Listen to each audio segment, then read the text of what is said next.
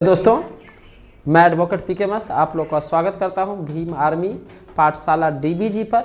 हम देखेंगे आज बीएनएस का धारा 152 यानी भारतीय न्याय संहिता की धारा 152 हमें क्या बताता है वो देखेंगे, है ना।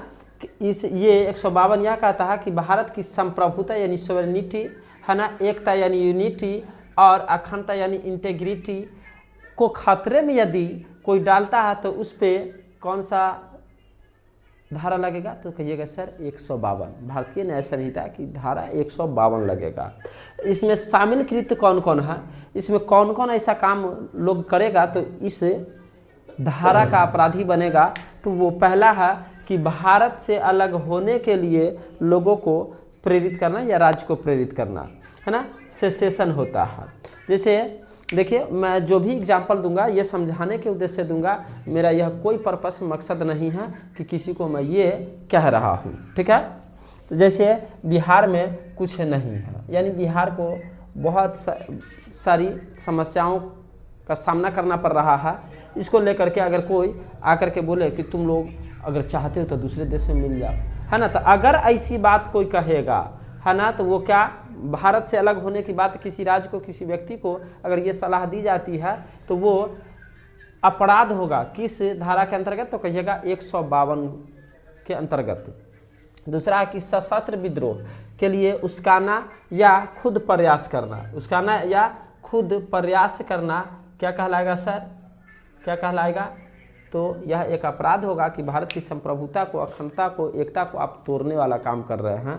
तो यदि आप विद्रोह कर रहे हैं ना, आंदोलन कर रहे हैं ना, तो शांतिपूर्वक कीजिए, निशस्त्र कीजिए, कोई दिक्कत नहीं है। लेकिन आप शस्त्र के साथ विद्रोह नहीं फैला सकते हैं। अगर ऐसा करते हैं तो आप बीएनएस यानी भारतीय न्याय संहिता की धारा 152 के अंतर्गत आप अपराधी माने जाएंगे।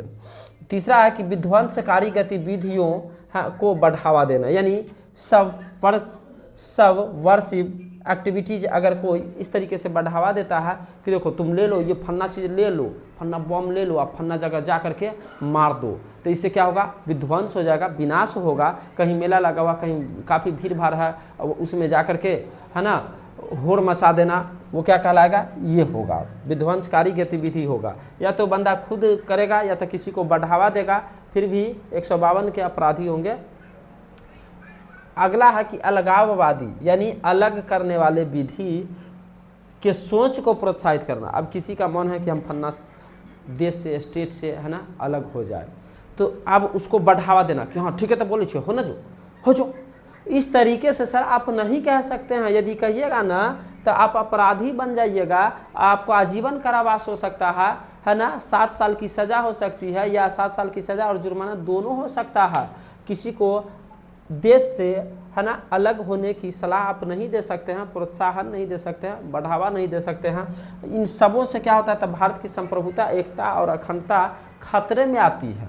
इसलिए इन चीज़ों से बचे, है ना, और अपने आप को बचाए। और इसकी पनिशमेंट देखा जाए सर, सज़ा देखा जाए तो कहिएगा सर मैक्सिमम जो होता है ना, इसकी सॉरी मैक्सिमम नहीं, इसमें जो होता है ना आजीवन कारावास हो सकता है।